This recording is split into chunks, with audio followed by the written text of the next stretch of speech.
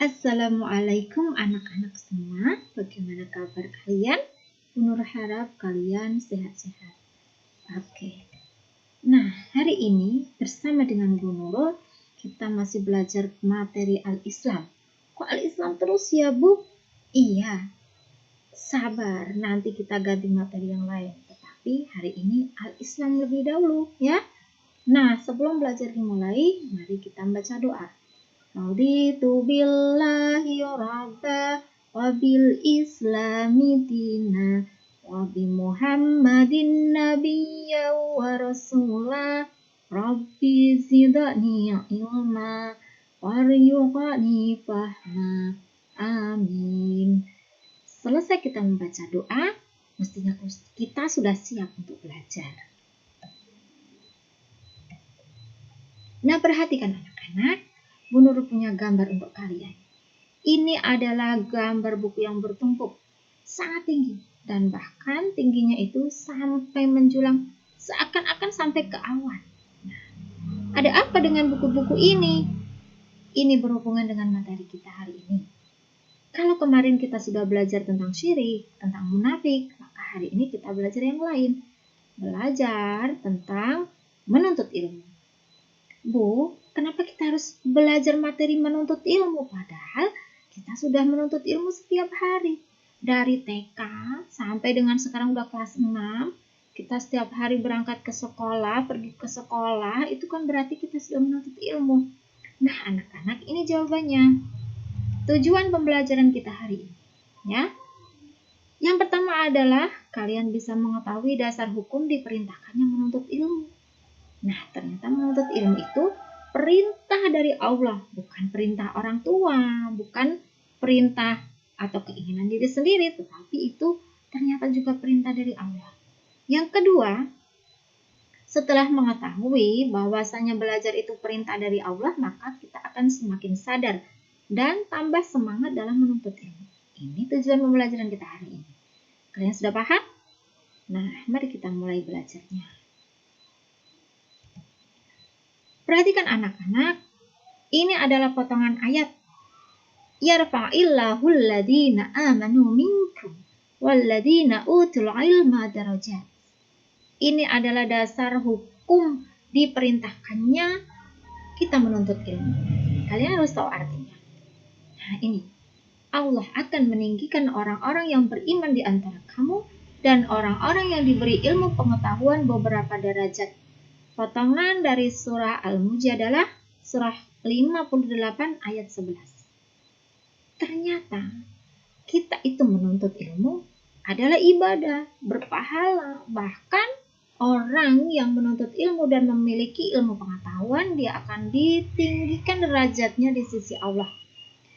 Jadi, untuk menjadi hamba yang memiliki derajat tinggi di sisi Allah tidak sekadar beriman, melainkan akan lebih tinggi derajat kita jika kita ini punya keimanan dan punya ilmu pengetahuan.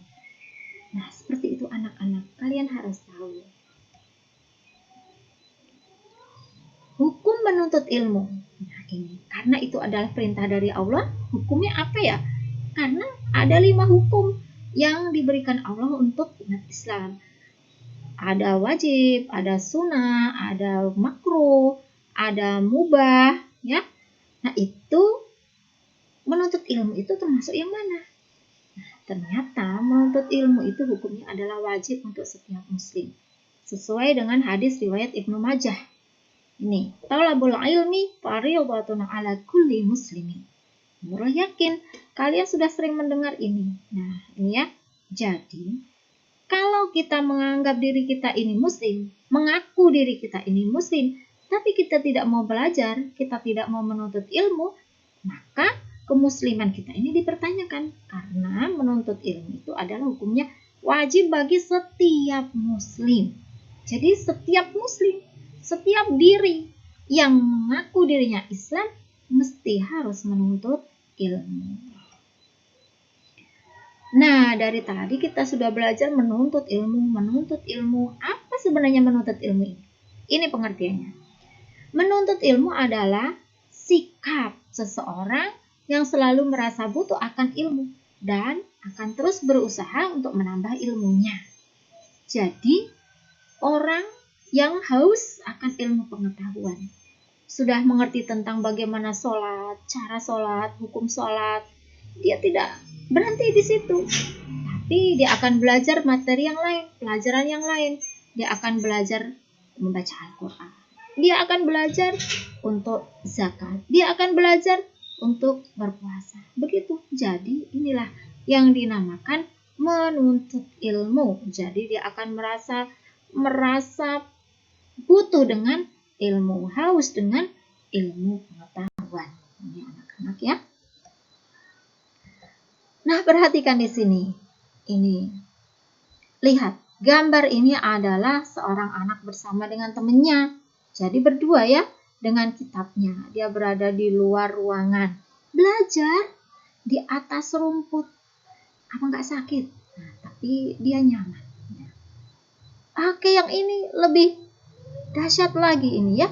Seorang anak sendirian, dia belajar hanya dengan kitabnya.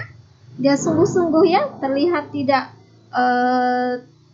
tidak pura-pura, tetapi dia itu benar-benar ikhlas ya, benar-benar butuh, benar-benar sungguh-sungguh konsentrasi dalam belajarnya. Dia belajar di mana? Di atas rumput juga. Nah, yang ini bersama dengan gurunya. Apa tidak ada kelas ya? Ternyata belajar itu tidak harus di kelas, belajar itu tidak harus di dalam ruangan ya. Dimanapun kita itu bisa belajar kok. Yang penting kita itu bisa konsentrasi, bisa bersungguh-sungguh. Nah, ini anak belajar dengan gurunya. Di mana itu? Sepertinya di hutan, ya. Nah, ini sama dengan gambar sebelumnya. Ada Pak Guru bersama dengan murid-muridnya. Jadi ini murid-muridnya diajak sama Pak Guru ke situ ya, ke tempat yang sangat indah itu, berpadu dengan alam. Menurut juga pingin, kapan-kapan nanti kita belajar bersama ya di luar alam seperti itu. Maksudnya di alam seperti itu, di luar kelas ya, kita agendakan. Nah, yang ini gambarnya berbeda lagi dari gambar-gambar sebelumnya.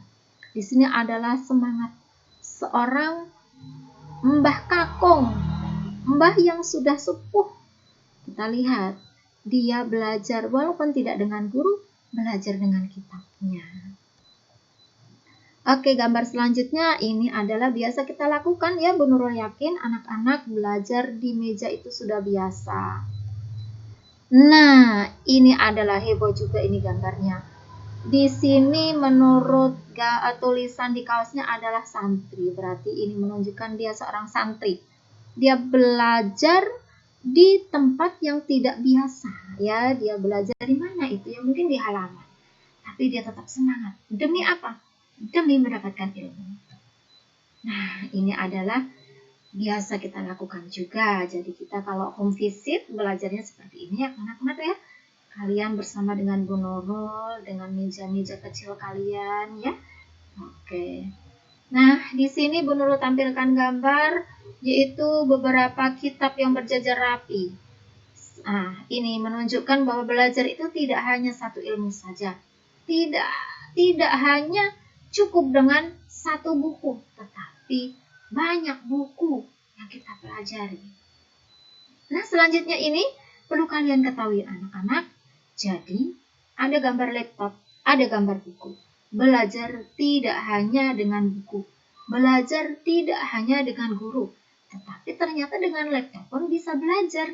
Mungkin dengan HP juga bisa digunakan untuk belajar ya.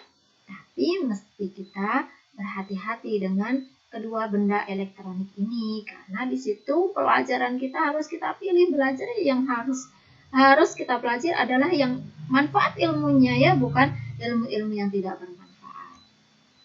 Oke, lihat di sini. Jadi di situ menunjukkan bahwasanya seseorang belajar tidak cukup dengan satu buku, bahkan karena hausnya akan ilmu dia belajar 3 buku sekaligus dia buka ya. Nah, ini contoh anak-anak, semangatlah. Tambahlah semangat kalian untuk belajar seperti dalam gambar-gambar ini. Nah, selanjutnya 6 syarat menuntut ilmu. Ini menurut Imam Syafi'i. Ya ahi, lan tanalul ilma illa bisittati. Sa'umbika an tafsilika bibayanin.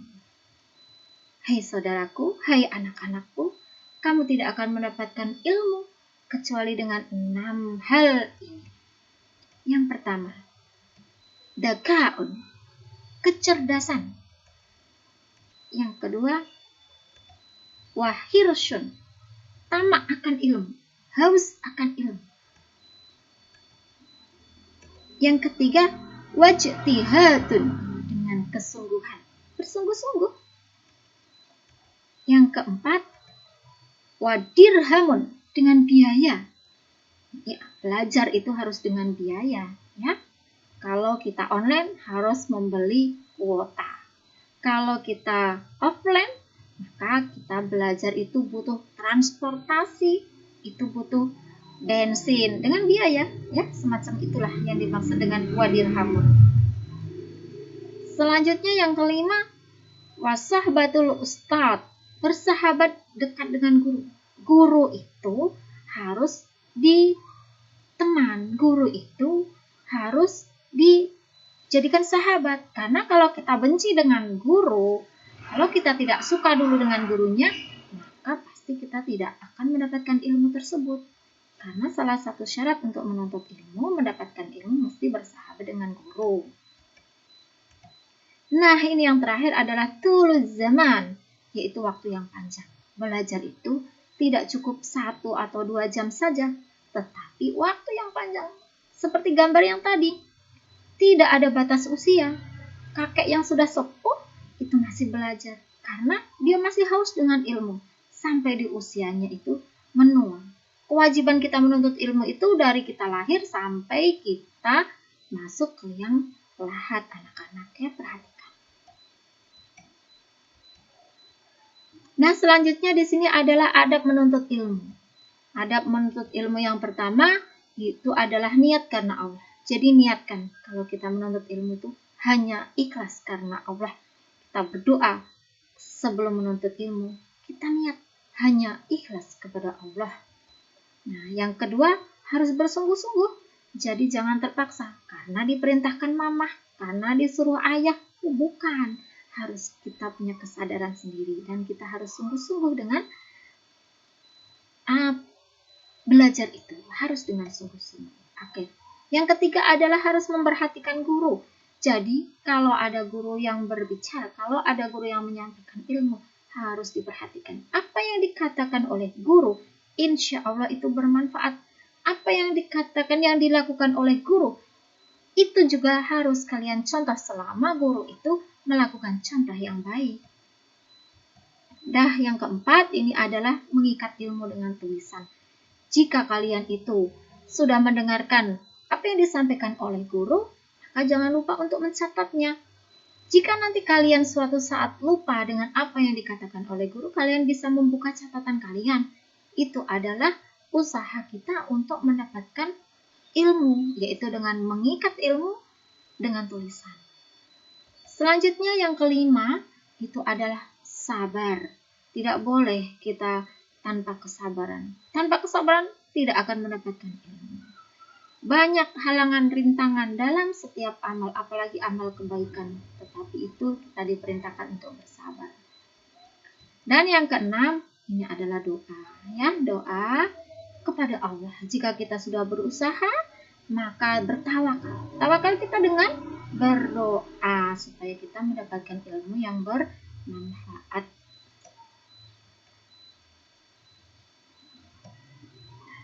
Nah, perhatikan di sini adalah hikmah menuntut ilmu.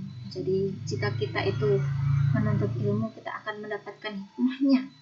Yang pertama, seperti tadi sampaikan Bu Nurul di awal, surah Al-Mujadalah ayat 11, ya, kita akan ditinggikan derajatnya di sisi Allah. Kemudian, menurut hadis riwayat Muslim, dikatakan orang yang menuntut ilmu itu akan dimudahkan jalan menuju ke surga. Menurut riwayat hadis Tirmidzi, terhindar dari murka Allah. Ya, mesti ya. Orang yang menuntut ilmu dengan ikhlas hanya karena Allah, dia akan ditinggikan derajatnya di sisi Allah. Maka pasti dia terhindar dari murka Allah. Oke anak-anak, dan ini yang terakhir sebagai nasihat dari Bu Nurul untuk lebih semangat lagi, manjada wajada. Barang siapa yang bersungguh-sungguh, pasti kita akan mendapatkan. Nah, perhatikan anak-anak. Mulai sekarang, niatkan belajar kita itu hanya untuk mendapatkan ridha Allah. Oke, di akhir kata, Bu Nurul sampaikan, semoga kalian dalam menuntut ilmu akan mendapatkan manfaat, akan dapat mengambil manfaat dari ilmu yang sedikit demi sedikit kita pelajari. Assalamualaikum warahmatullahi wabarakatuh.